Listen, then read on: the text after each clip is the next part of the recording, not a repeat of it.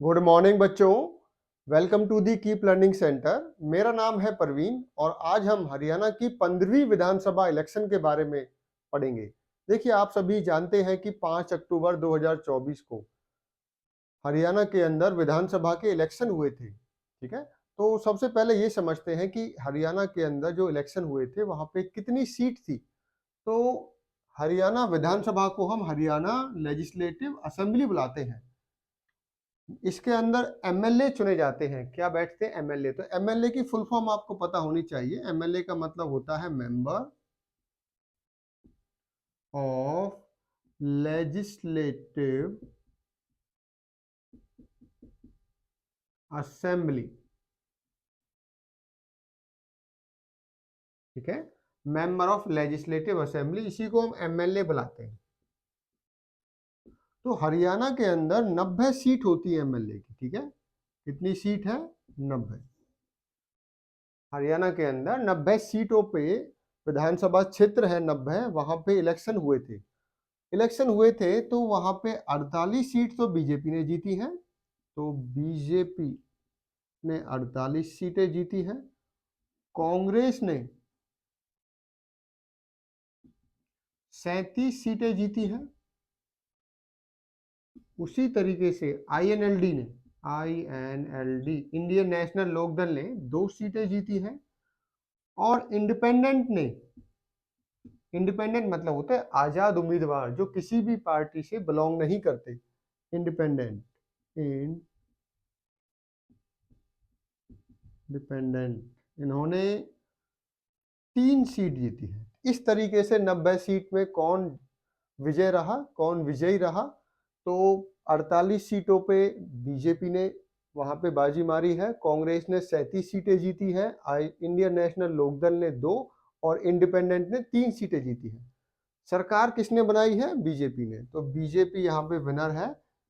ये आपकी विनर है।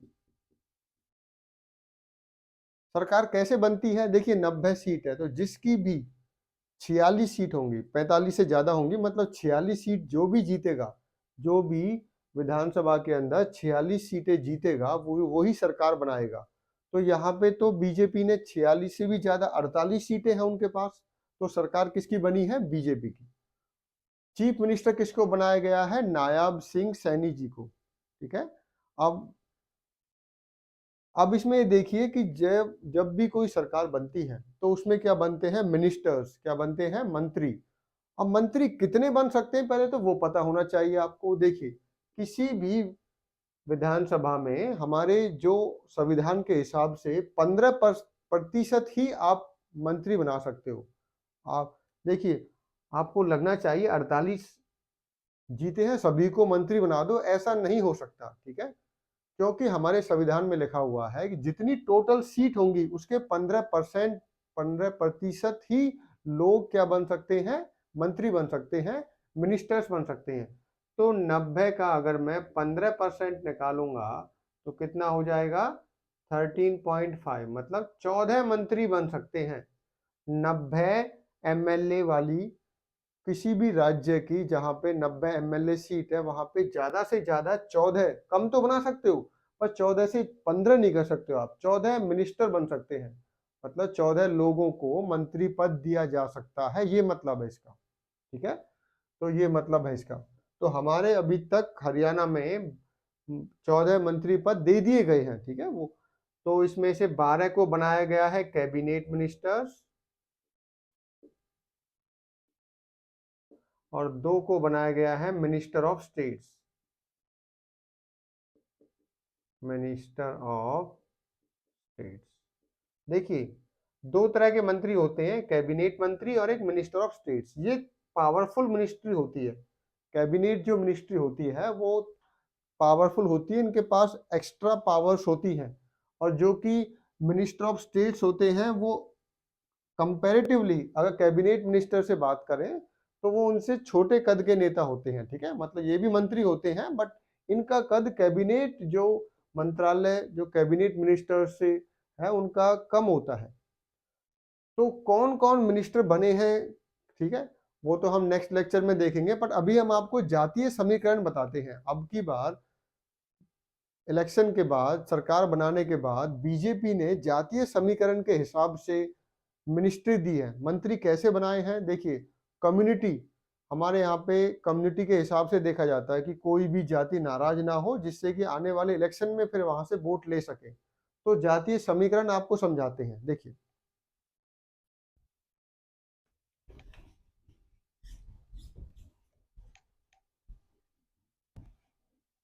कुछ इस तरीके से जातीय समीकरण बनाया गया है। अगर हम मिनिस्टर्स की बात करें तो जाट कम्युनिटी से, जाट कम्युनिटी से 2 मिनिस्टर बनाए गए हैं। कौन कौन है वो भी आपको पता होना चाहिए। एक तो बनाई है श्रुति चौधरी, श्रुति श्रुति चौधरी किरण चौधरी की डॉटर है।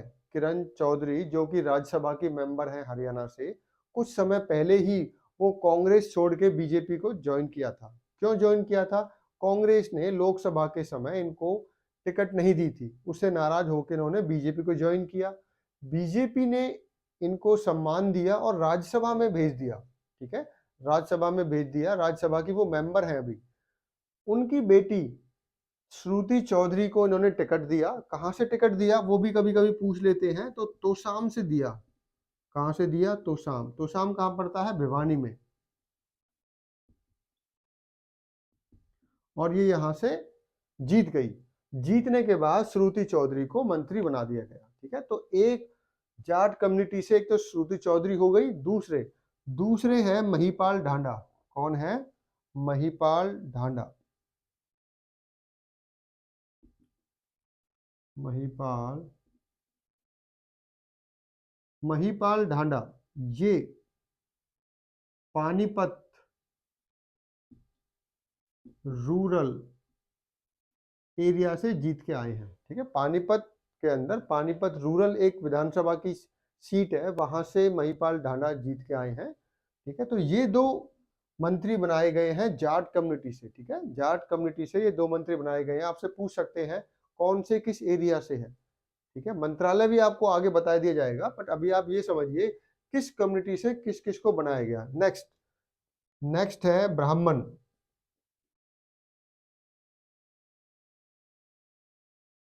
ब्राह्मण कम्युनिटी से भी 2 मंत्री बनाए गए हैं।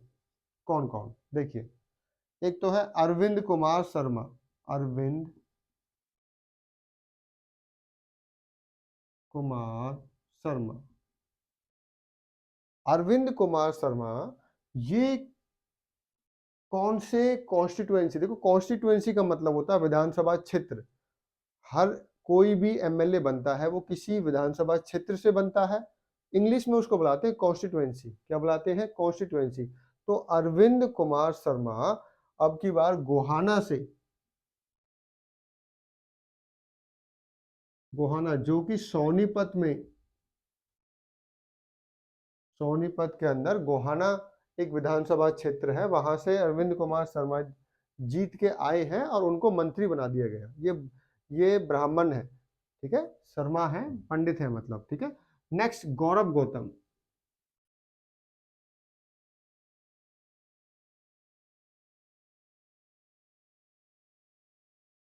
गौरव गौतम पलवल से बिलोंग करते हैं, जो कि फरीदाबाद एरिया में आता है। ठीक है,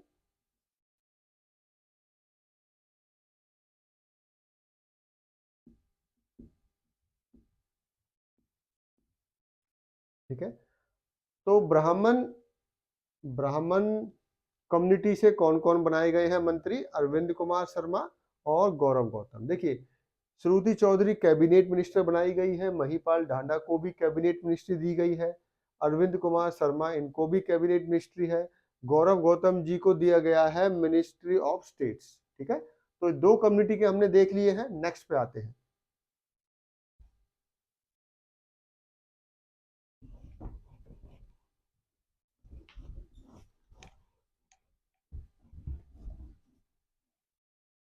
नेक्स्ट नेक्स्ट है शेड्यूल कास्ट।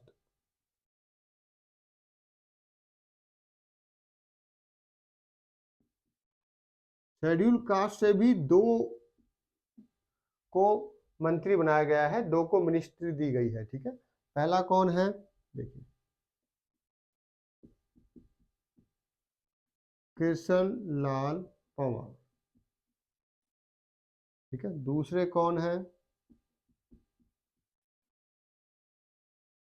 कृष्ण कुमार बेदी, ठीक है। तो शेड्यूल कास्ट से भी दो एमएलए को मिनिस्टर बनाया गया है, दोनों को कैबिनेट मिनिस्ट्री दी गई है, ठीक है, कृष्ण लाल पंवार और कृष्ण कुमार बेदी।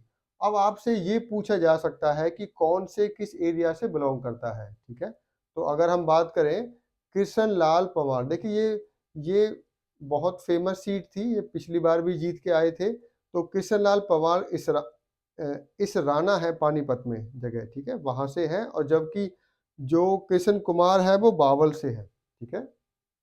तो ये इसराना से है और ये बावल से। ये पानीपत में आती है और ये रेवाड़ी की सीट है।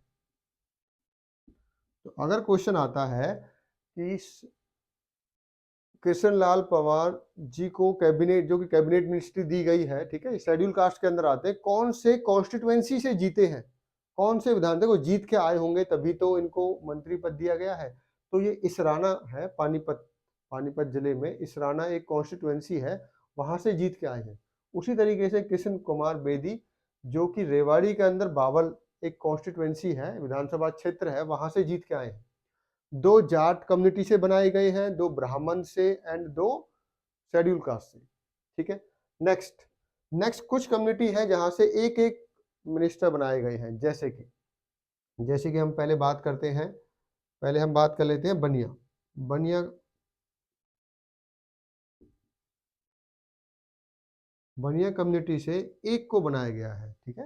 आपको पता होना चाहिए कौन से हैं, अनिल विज जी हैं, कौन से हैं, सॉरी वो पंजाबी में आएंगे, तो ये हमारे विपुल गोयल जी हैं, विपुल गोयल। तो अगर पूछा जाएगा विपुल गोयल जो कि बनिया कम्युनिटी से आते हैं, वो कौन सी कॉन्स्टिट्यूएंसी से जीत के आए हैं, तो ये फरीदाबाद से जीत के आए हैं, फरीदाबाद सीट से जीत के आए हैं और इनको मंत्री बनाया गया है। उसी तरीके से अगर हम बात करें पंजाबी कम्युनिटी से भी एक मिनिस्टर बनाए गए हैं, अनिल विज, जो कि पिछली बार गृह मंत्रालय जिनको दिया गया था, ठीक है, होम मिनिस्ट्री भी दी गई थी इनको। तो बनिया हो गए, पंजाबी हो गए। उसी तरीके से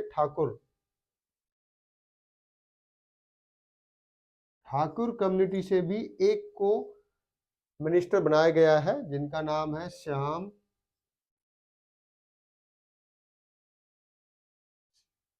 सिंह राणा। अच्छा, अनिल विज में आपसे ये पूछ सकते हैं कि इनकी कॉन्स्टिट्यूएंसी कौन सी है, तो अंबाला कैंट से लड़ते हैं ये, अंबाला कैंट। देखिए काफी फेमस है क्योंकि काफी टाइम से एमएलए बन रहे हैं वहां से, ठीक है। और पिछली सरकार में बहुत अच्छी मिनिस्ट्री दी गई इनके पास हेल्थ मिनिस्ट्री भी थी, होम मिनिस्ट्री भी थी, ठीक है। ठाकुर कम्युनिटी से श्याम सिंह राणा आते हैं, जो कि रदौर, अब इनका कॉन्स्टिट्यूएंसी जरूर याद होनी चाहिए आपको, रदौर है यमुनानगर में, यमुनानगर, ठीक है। तो ठाकुर कम्युनिटी से श्याम सिंह राणा, जो कि रदौर, इनका क्षेत्र कौन सा, विधानसभा क्षेत्र कॉन्स्टिट्यूएंसी कौन सी है, रदौर, जो कि यमुनानगर में आता है, ठीक है। तो आप नोट कर लीजिए, अभी तक हमने कौन कौन सी कम्युनिटी देख ली है। जाट कम्युनिटी से दो दो मिनिस्टर बनाए गए हैं, ब्राह्मण कम्युनिटी से भी दो मिनिस्टर बनाए गए हैं, शेड्यूल कास्ट से भी दो बनाए गए हैं, ठीक है।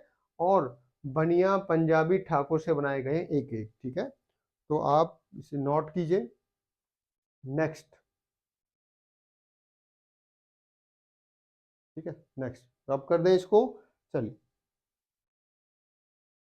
अभी काउंट कीजिए कितने हो गए हमारे, ठीक है। टोटल 14 होने चाहिए। देखिए दो जाट के हो गए हैं, जाट कम्युनिटी, दो ब्राह्मण, ठीक है, दो जाट, दो ब्राह्मण, दो शेड्यूल कास्ट, एक बनिया, एक पंजाबी, एक ठाकुर। 2 2 4 2 6 7 8 9, 5 रह गए। 5 जो मिनिस्टर बनाए गए हैं वो ओबीसी, अदर बैकवर्ड क्लासेस से बनाए गए हैं 5। ठीक है, अब देखते हैं कौन कौन से।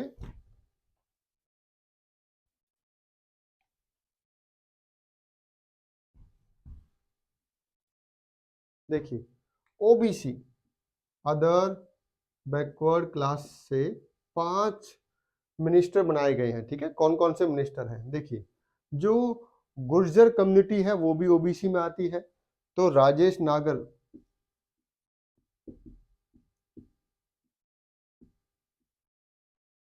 जो कि तिगांव कॉन्स्टिट्युएंसी से लड़ते हैं। तिगांव जो कि फरीदाबाद के अंदर आती है सीट। ठीक है, तो राजेश नागर अदर बैकवर्ड क्लासेस में पहले मिनिस्टर हो गए। नेक्स्ट, जो हमारे सीएम हैं, ठीक है, श्री नायब सिंह सैनी जी, वो भी ओबीसी में आते हैं। देखिए, वो भी मिनिस्टर है, ध्यान रखिए, चीफ मिनिस्टर, मिनिस्टर के चीफ है, बट है तो वो भी मिनिस्टर ना, तो वो भी इसी कैटेगरी में आएंगे। तो जो 14 के 14 हमारे पास सीट है, वो उनके अंडर सीएम भी इंक्लूड होते हैं। नेक्स्ट है नायब सिंह सैनी। नायब सिंह सैनी, अब आपसे पूछा जाएगा नायब सिंह सैनी कौन से विधानसभा क्षेत्र से लड़ते हैं, तो ये लाडवा, अब की बार लाडवा क्षेत्र से लड़े हैं, जो कि कुरुक्षेत्र के अंदर आता है। ये काफी इंपॉर्टेंट है, क्योंकि चीफ मिनिस्टर का पूछ सकते हैं आपसे कि चीफ मिनिस्टर नायब सिंह सैनी किस क्षेत्र से लड़े अब की बार और कहां से जीत के आए। ठीक है, और कमेंट बॉक्स में आपको ये भी बताना है कि नायब सिंह सैनी ने किसको हराया था। नायब सिंह सैनी ने किसको हराया था, जल्दी से आप कमेंट बॉक्स में टाइप कीजिए। इसका नहीं, जितने भी अभी तक हमने मिनिस्टर पढ़े हैं, आपको सभी का बताना है कि किसने किसको हराया। हमने देखिए नाम भी पढ़ा उनका, हमने ये भी देखा कि वो कहाँ से जीते हैं कॉन्स्टिट्यूएंसी। आपको ये लिखना है, जैसे राजेश नागर ने किसको हराया, हराने का मतलब है कि मेन कॉम्पिटिटर कौन था, सेकंड पोजीशन पे कौन था। कहीं पर आप देखोगे कौन कांग्रेस का कैंडिडेट होगा सेकंड पे, कहीं पे देखोगे आईएनएलडी का होगा, कहीं पे इंडिपेंडेंट भी है। अब की बार इंडिपेंडेंट भी बहुत सारे कैंडिडेट स्ट्रांग थे, क्योंकि कुछ ऐसे कैंडिडेट थे जिनको पार्टी से टिकट नहीं मिली, तो उन लोगों के मैदान में आए, इंडिपेंडेंट आज़ाद उम्मीदवार के तौर पे आए, और उन्होंने बहुत अच्छी तरीके से इलेक्शन को लड़ा। तो आपको ये कमेंट बॉक्स में लिखना है कि राजेश नागर का कॉम्पीट कौन था। जैसे इसका बता देते हैं, राजेश नागर का ललित नागर जी हैं, जो कि इंडिपेंडेंट लड़े अब की बार। ठीक है, उन्होंने टक्कर दी राजेश नागर को।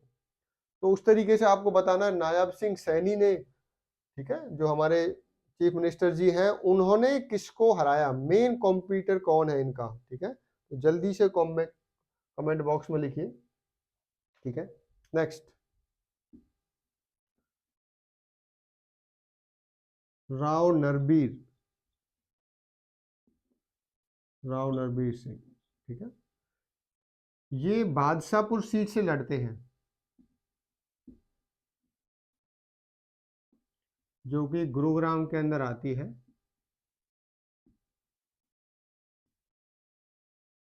देखिए, राव नरबीर सिंह काफ़ी फेमस सीट है। बादशाहपुर बहुत ही कॉस्टली सीट, बहुत ज़्यादा कॉस्टली सीट है, बहुत वीआईपी एरिया माना जाता है गुड़गांव का। यहाँ से राव नरबीर सिंह जीत के आए हैं। पिछली बार इनको टिकट नहीं दी गई थी, ठीक है, तो अब की बार इनको टिकट दी गई और ये यहाँ से जीत के आए हैं। आपको लिखना है कि राव नरबीर सिंह ने, कमेंट बॉक्स में लिखिए इन्होंने किसको हराया, इन्होंने किसको हराया।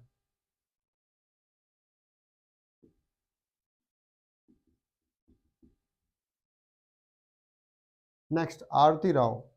आरती राव आपको पता होनी चाहिए, जो गुरुग्राम से एमपी है, जो हमारे सांसद हैं राव इंद्रजीत, उनकी ये डॉटर है, उनकी बेटी है राव आरती राव। ठीक है, तो आरती राव को टिकट दिया गया कहाँ से, अटेली से, महेंद्रगढ़ के अंदर आती है सीट, अटेली महेंद्रगढ़।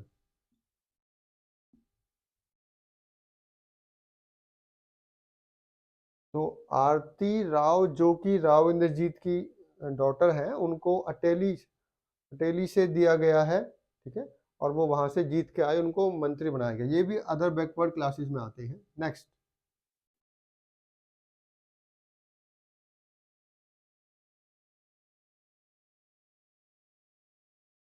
रणबीर गैंगवा, ठीक है।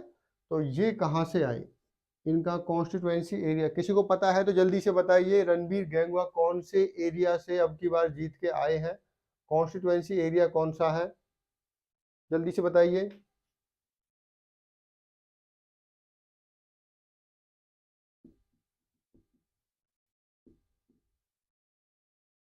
कितने हो गए, 1 2 3 4 5। तो ये 5 जो मंत्री हैं वो हमारे अदर बैकवर्ड क्लास से आते हैं, ठीक है।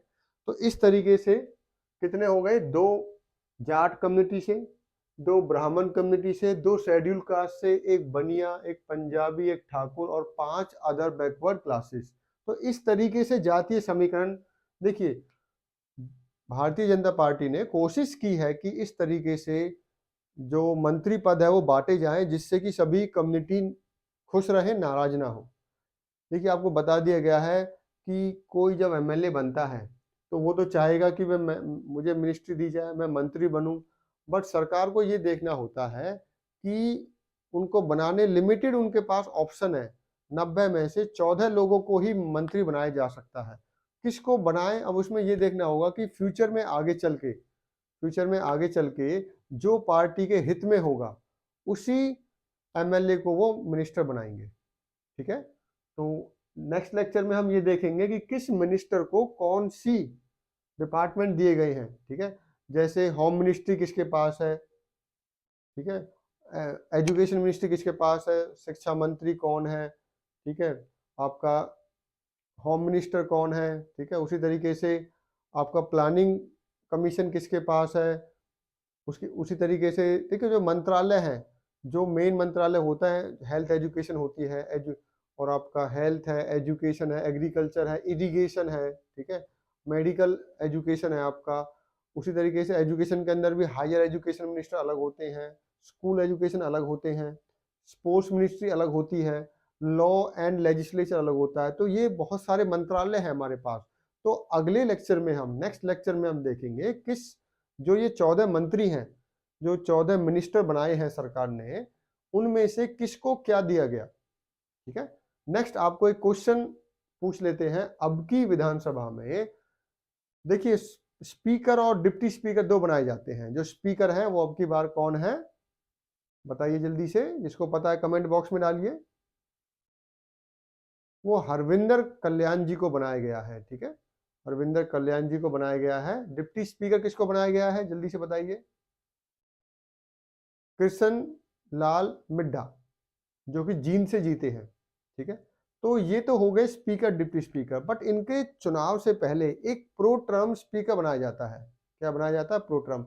जैसे ही इलेक्शन का रिजल्ट आता है तो उस समय किसी सबसे उम्र दराज जो जो एमएलए बन के आता है, चाहे वो किसी भी पार्टी का हो, चाहे कांग्रेस का हो या बीजेपी का, तो उस समय जब तक जब तक शपथ ग्रहण समारोह नहीं होता है उससे पहले एक टेम्परेरी स्पीकर बनाया जाता है। आपको नाम बताना है कि अब की बार प्रो टर्म स्पीकर किसको बनाया गया और वो किस पार्टी से है। देखिए किसी भी पार्टी से हो सकता है। रूल ये है, हमारे संविधान में रूल ये लिखा हुआ है कि जब तक शपथ ग्रहण नहीं होगा तब तक एक ऐसे व्यक्ति को, ऐसे एमएलए को आपको स्पीकर बना के रखना है जो सबसे ज्यादा उम्र दराज है, चाहे वो किसी भी पार्टी का हो, ठीक है। तो आपको बताना है, उसका नाम टाइप करना है कमेंट बॉक्स में जल्दी से। Thank you.